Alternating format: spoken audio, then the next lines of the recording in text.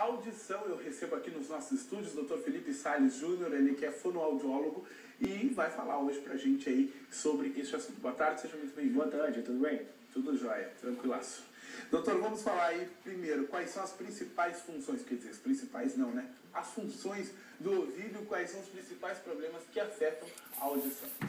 Tá, o ouvido ele tem duas funções. A primeira é o equilíbrio, que uma pessoa ela não consegue se locomover, ela não consegue andar sem ter o equilíbrio. E a segunda é a audição, que é básica na vida de qualquer ser humano, para poder se comunicar, falar e o desenvolvimento da fala mesmo no geral.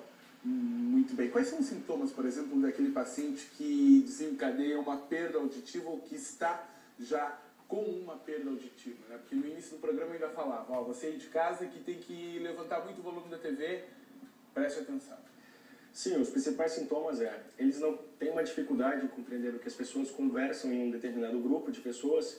Às vezes eles simulam que estão entendendo, mas na verdade eles não estão entendendo. No geral, eles até fingem que estão compreendendo uma situação que na verdade não está acontecendo. A televisão normalmente, como você mesmo falou, o volume dela costuma ser mais alto. O telefone celular eles têm muita dificuldade para poder conversar, mas no geral a situação é aquela fala que a gente escuta todos os dias no consultório. Eu estou escutando, mas não entendo. Muito bem, doutor, vamos conhecer o ouvido então. Nós temos um vídeo aí, a nossa produção preparou, olha só, vamos lá. Bom, aí a gente tem um metaacústico externo ou canal auditivo, que é por onde entra o som. O som, ele entrando, ele faz a membrana timpânica vibrar. Daí a gente tem o movimento dos ossículos. Esses ossículos são os menores ossos do corpo humano, inclusive. E no movimento da atração deles, a gente consegue converter o sinal da onda sonora em uma energia elétrica. Essa energia ela vai ser enviada para um órgão chamado cóclea. Essa cóclea transforma então a energia elétrica e é enviada diretamente para o cérebro.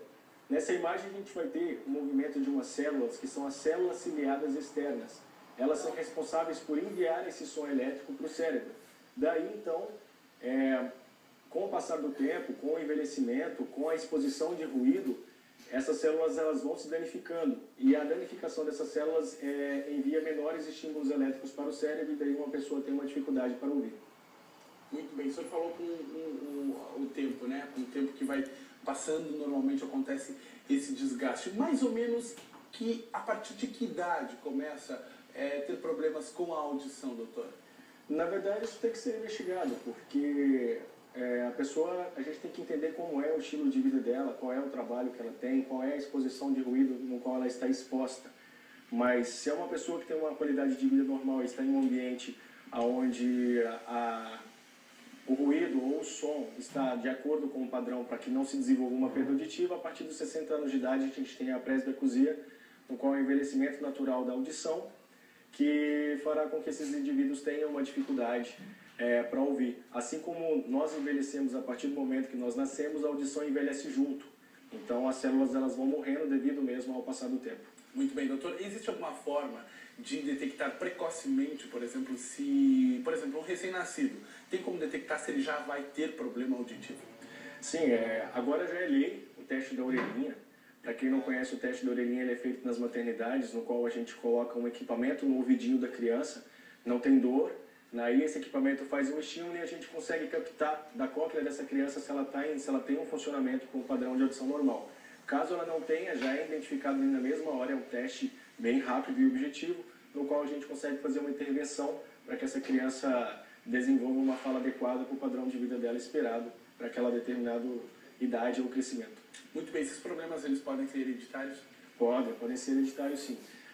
Na verdade, se a criança contrair uma perda auditiva congênita, por exemplo, na barriga da mãe, ela já vai nascer com uma perda congênita devido à doença. Mas existem familiares sim com um gene genético que passa aos familiares com uma predisponibilidade para uma perda auditiva.